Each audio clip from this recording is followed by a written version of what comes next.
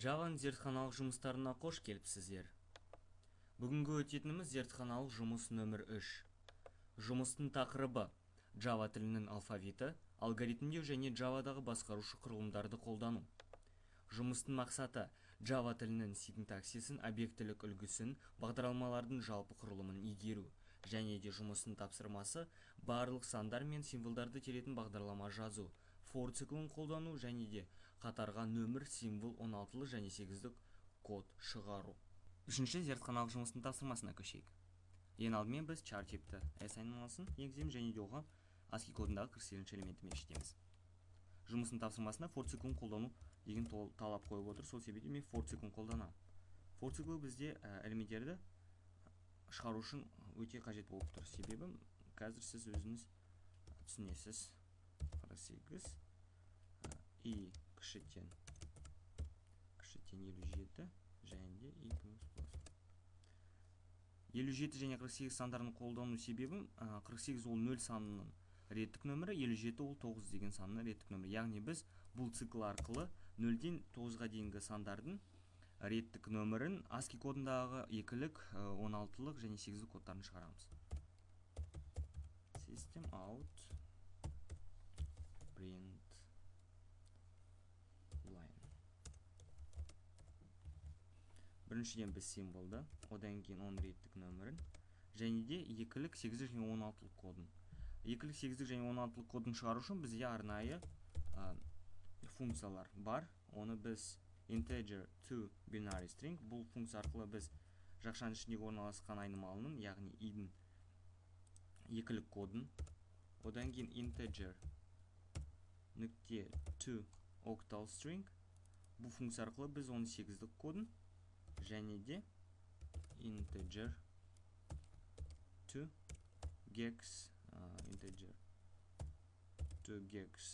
string, бұл бізде 16-лық кодын шығарады.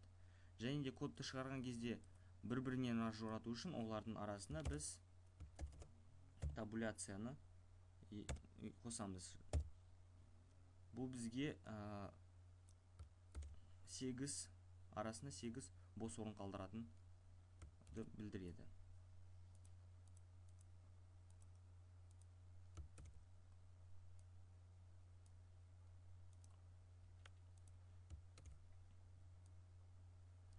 Бер жақта біз s++ деп жазамыз. Себебі бізде символ әр цикл сайын өсіп отыру керек. Бұл цикл бізде 0-ден 9-ға дейінгі сандарды шығарады. Енді бізге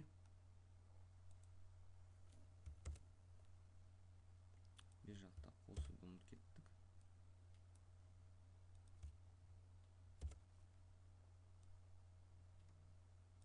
Енді бізге A-дан Z-қа дейінгі әріптерді шығару керек. Ол үшін мен осы циклды көшіремді. Бер жақтағы циклдағы тек қана сандарын ғана өзгертемін. Мен 65-тен 90-ға дейін, яғни A-дан Z-қа дейін ғана шығарамыз. Және де программаның көріктілігі үшін мен қосымша текстті экранға шығарам. System out print line. Жақтан біз символ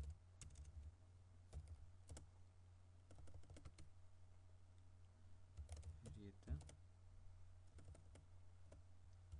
2-лік деп қойып, 8-лік және 16-лық.